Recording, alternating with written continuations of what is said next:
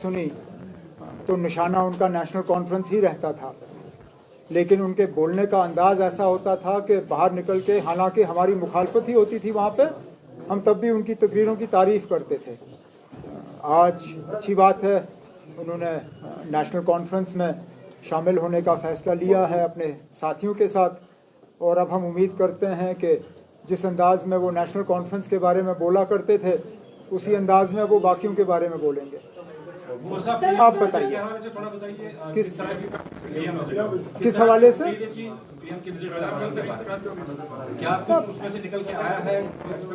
आप बताइए ना, कुछ निकल के आया? वही बात, और जो लोग सुनना चाहते थे, खासकर रेस्टोरेशन ऑफ डेमोक्रेसी को लेके, मैं जानता हूं कि वज़ीर आज़म खुद इलेक्शन का अनाउंस कर नहीं सकते। इलेक्शन का अनाउंसमेंट जो है वो इलेक्शन कमीशन को करना होता है, लेकिन कम से कम वज़ीर आज़म से इतना ही कि जो 31 सितंबर का डेडलाइन सुप्रीम कोर्ट की तरफ से लगा हुआ है, उसको देखते हुए उससे पहले इलेक्शन होंगे, ये हम सुनना चाहते थे। Restoration of statehood, full statehood, not half या कोई और मॉडल, फुल स्टेटहुड, जितना हमसे लिया गया उतना हमें वापस चाहिए, उसके बारे में हम सुनना चाहते थे। बेरोज़गारों के लिए एक एम्प्लॉयमेंट स्कीम, एक एम्प्लॉयमेंट पैकेज, उसके बारे में सुनना चाहते थे। डेली वेजरों के रेगुलराइजेशन के बारे में हम सुनना चाहते थे। जो यहाँ पे बिजली की हालत जो दिन ब दिन और ज़्यादा ख़राब होती जा रही है, हम उस पर सुनना चाहते थे। उस पर भी वज़ीर आज़म साहब खामोश रहे। तो जो हम उम्मीद कर रहे थे, उम्मीद तो हमारी रह गई, और जो हमने सुना वही सुना जो इससे पहले सुनते आए हैं। जब अब वोटिंग की तारीख भी नजदीक आ रही है, नेशनल कॉन्फ्रेंस की तरफ से कब कैंडिडेट्स की लिस्ट सामने आएगी? जब हम पसंद करेंगे अनाउंस करना, हम ना आपके प्रोग्राम के मुताबिक ना किसी और के प्रोग्राम के मुताबिक अपने कैंडिडेट्स का ऐलान करेंगे। हालांकि अपनी जगह मैं आज मुतमईन हूं कि मुझे पता है कि किसने कहां से लड़ना है, लेकिन ऐलान हम तब करेंगे जब हमें सूट करेगा। और जहां तक रही बात, आपने कह ही दिया जो आप कहना चाहते थे कि पीडीपी आउट, ना, पीडीपी को हमने आउट नहीं किया, हालात ने पीडीपी को जो है इस इलेक्शन से आउट रखा। साउथ कश्मीर की सीट आप बार बार पूछते हो कि साउथ कश्मीर की सीट पीडीपी को क्यों नहीं? ये कहाँ की सियासत है कि जो पार्टी तीसरे नंबर पे आई इससे पहले वाले पार्लियामेंट इलेक्शन में, नंबर 1 पार्टी और नंबर 2 पार्टी दोनों अपना क्लेम छोड़ के तीसरे नंबर की पार्टी को वो सीट दे दी, और जिस सीट पे फिलहाल तो बीजेपी का कोई असर रसूख नजर नहीं आता।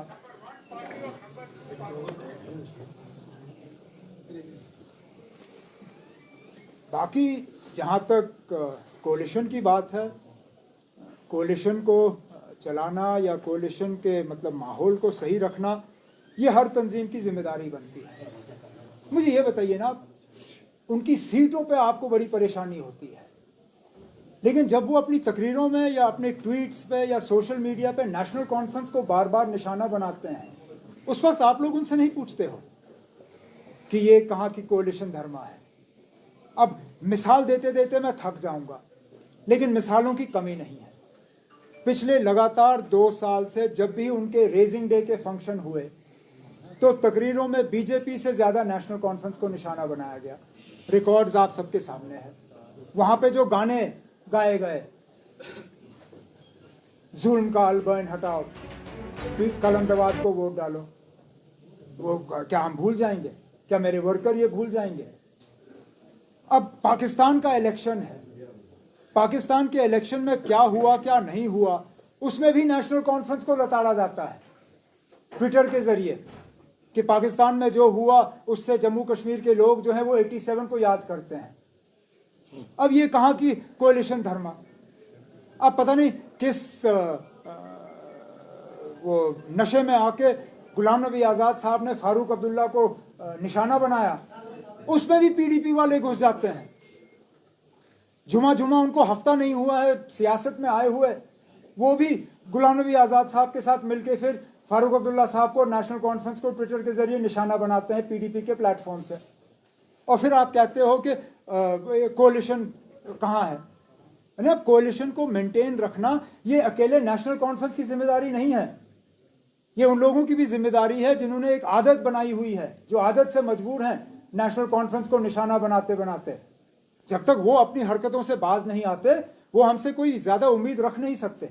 लेकिन इस बात के बावजूद भी कि हम लगातार उनसे ये उनके हमले के शिकार होते हैं, मैंने तब भी कांग्रेस को इस बातचीत के दौरान उनसे कहा है कि देखिए ना, 6 सीटों में ज्यादा गुंजाइश है नहीं, लेकिन हम असेंबली में एक साथ काम करने के लिए दरवाजा खुला रखने के लिए तैयार हैं, लेकिन बशर्त ये कि हम देखें कि इस आने वाले पार्लियामेंट इलेक्शन में उनका रवैया कैसा रहेगा।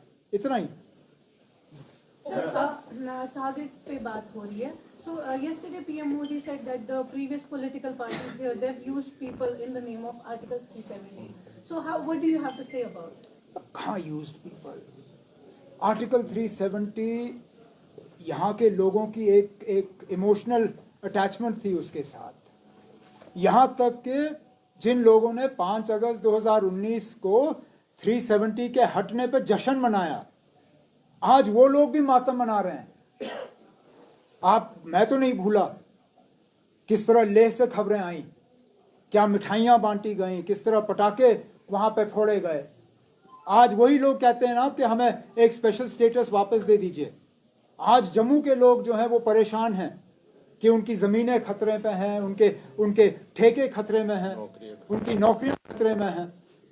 तो 370 को किसी ने इस्तेमाल नहीं किया। 370 यहाँ लोगों के एक इमोशनल अटैचमेंट है उसके साथ, और वो इमोशनल अटैचमेंट हटेगा नहीं।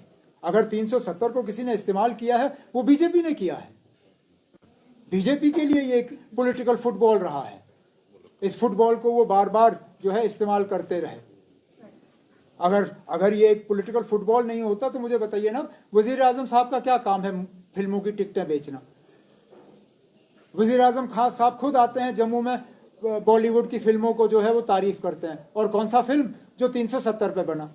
अब मुझे बताइए ना, अगर ये 370 को सियासी तौर इस्तेमाल करना नहीं है तो क्या है? हम लोग नहीं करते ना। उमर साहब, क्या असेंबली इलेक्शंस लड़ेंगे under the rule of LG? कौन लड़ेगा? आप। मैं क्यों लड़ूंगा? मुझे एलजी वेलजी से कोई लेना देना। मैंने ये आप बार बार पूछते, मैंने आपसे कितनी बार कहा ना, मुझे इस सिलसिले मतलब इन हालात में असेंबली इलेक्शन लड़ने का कोई शौक नहीं है।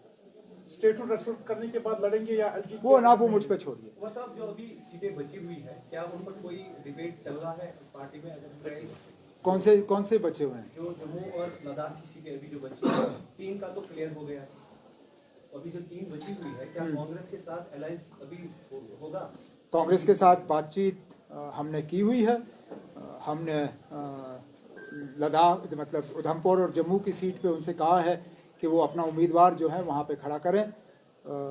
हमने लद्दाख जो लेह करगिल वाली सीट है उस पर भी उनसे कहा हुआ है कि हम वो सीट जो है उस पर हम नेशनल कॉन्फ्रेंस का उम्मीदवार जो है खड़ा नहीं करेंगे, और हमारी कोशिश सबकी यही रहनी चाहिए कि कोई ऐसा कंसेंसस कैंडिडेट वहाँ पे हम सब मिल के निकालें जो कि बीजेपी से वो सीट जो है वापस लेने में कामयाब हो सके। यहाँ तक कि मैं आपसे शेयर करूँ कि अनंतनाग की सीट पे भी हम कोई ज़ोर ज़बरदस्ती नहीं कर रहे थे। मैंने यहाँ तक कि जब कांग्रेस से हमारी बातचीत हुई, मैंने ये भी कहा उनसे कि क्योंकि वो दूसरे नंबर पे आए थे, सीट हमारी थी, लेकिन अगर कांग्रेस बहुत ज़्यादा इंटरेस्टेड थी अनंतनाग की सीट के लिए, अगर उस पर मिसेस सोनिया गांधी या राहुल गांधी या प्रियंका गांधी उस सीट पे लड़ने के लिए तैयार होते, हम वो सीट उनके लिए छोड़ देते, हमें कोई एतराज़ नहीं होता। लेकिन क्योंकि हमारी जीती हुई सीट है, हम और किसी के लिए वो जीती हुई सीट छोड़ने के लिए तैयार नहीं थे, जो कि मुझे लगता है हमारा हक है। कांग्रेस अगर हस्तक्षेप करे, राहुल या सोनिया, तो क्या पीडीपी के लिए आप वो सीट छोड़ सकते हैं? मैंने पहले ही आपसे कहा ना, जो तीसरे नंबर पे आए उनको सीट मांगने का कहाँ से हक बनता है? और वो तीसरे नंबर पे तब आए जबकि पूरी जमात उनके साथ थी। आज जिन्होंने उनको तीसरे नंबर पे लाया उनमें से कितने लोग आज पीडीपी में हैं? मतलब ये कहाँ का इंसाफ। और वैसे भी मुझे ये बता, अब मैं आपसे ये क्लियर करूँ ना, अगर मुझे इंडिया अलायंस में जाने से पहले यह कहा गया होता कि इंडिया अलायंस में हमें अपने आप को कमज़ोर करना है इंडिया अलायंस के किसी दूसरे मेंबर के लिए, मैं शायद कभी इंडिया अलायंस में जाता ही नहीं।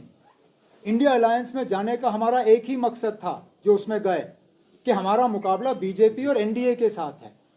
अगर हमारा मुकाबला बीजेपी और एनडीए के साथ है तो फिर ये अंदरूनी तौर ये टेंशन या ये बातचीत का इसका कोई वजूद ही नहीं। मतलब 2019 का इलेक्शन एक नारे पे लड़ा गया था, चौकीदार चोर है और उसी के, अब ये फिर आ गया है मोदी का परिवार पे, तो क्या एक ही इस पे पूरा चुनाव लड़ा जाएगा, ना कि किसी और बड़े मुद्दे पर? क्योंकि बीजेपी की तरफ से नैरेटिव यही सेट ये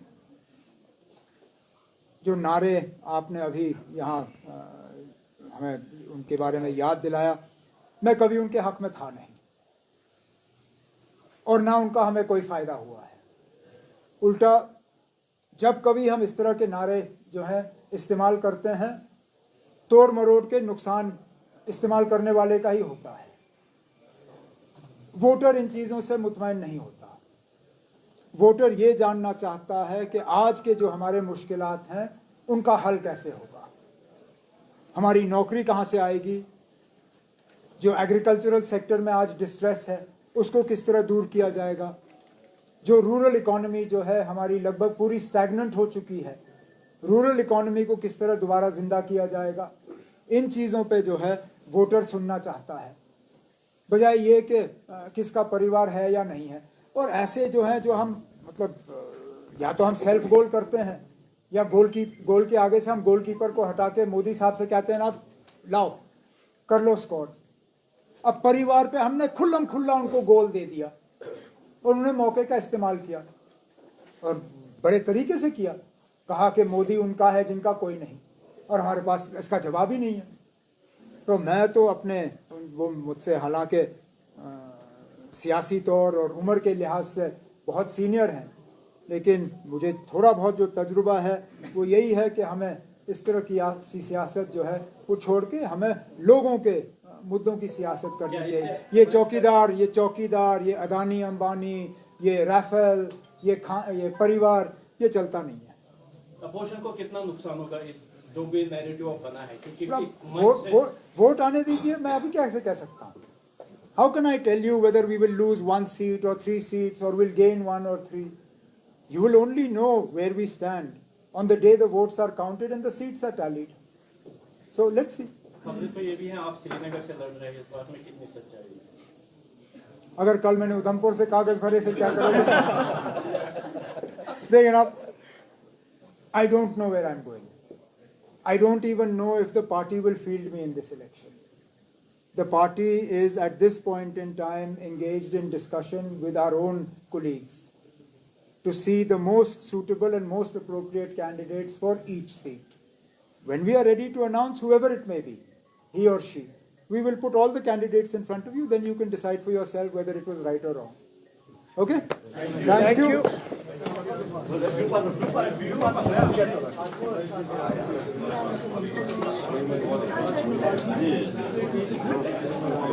you.